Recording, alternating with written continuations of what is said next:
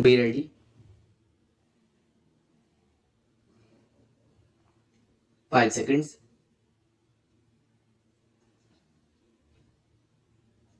Start.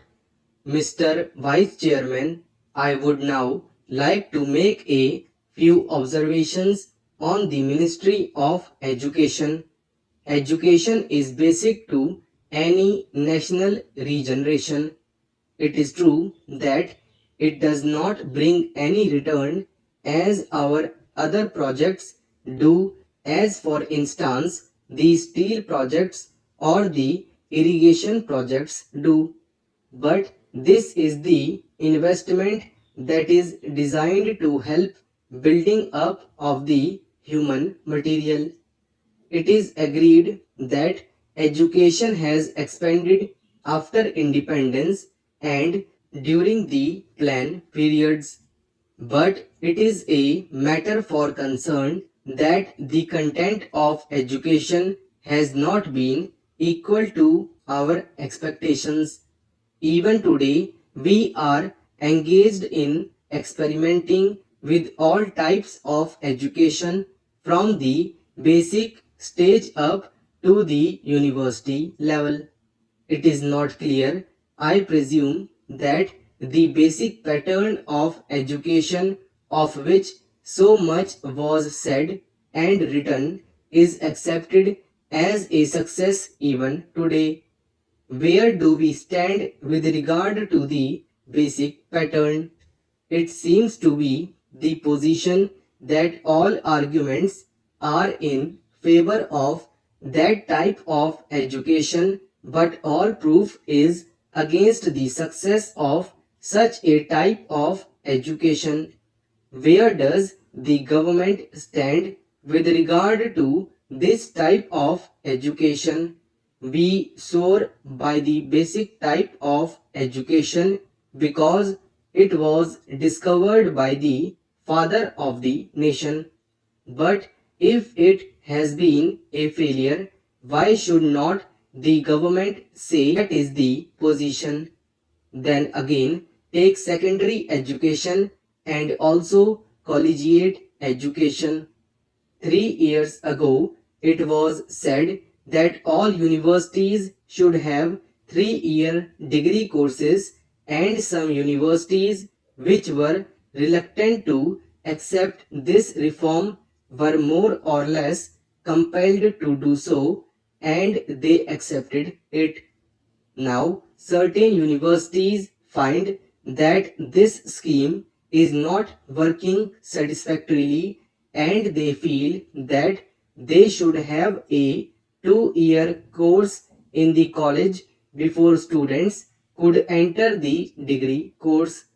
I mention this to show that this eternal tinkering with education should stop, and it should not go on like this.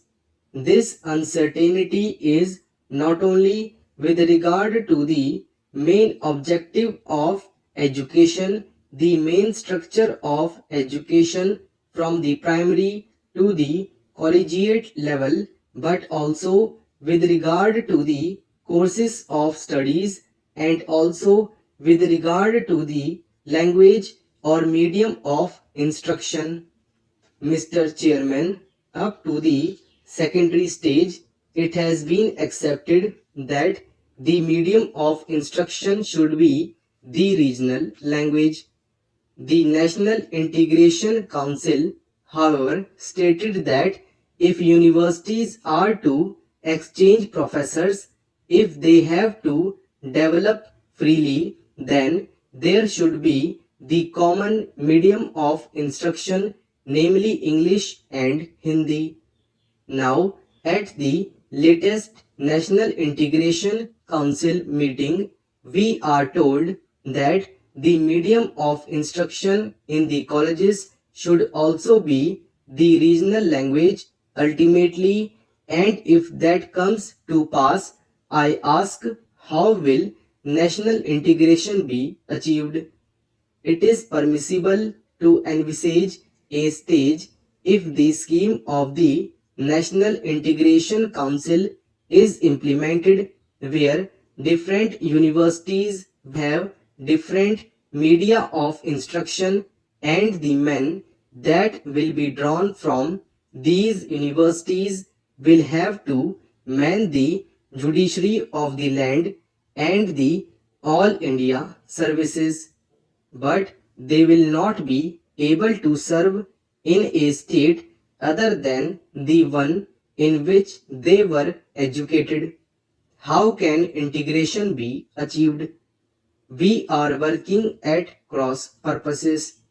It is time that a high power body was appointed to hammer out a national scheme of education having integration as the basic aim and to implement it systematically.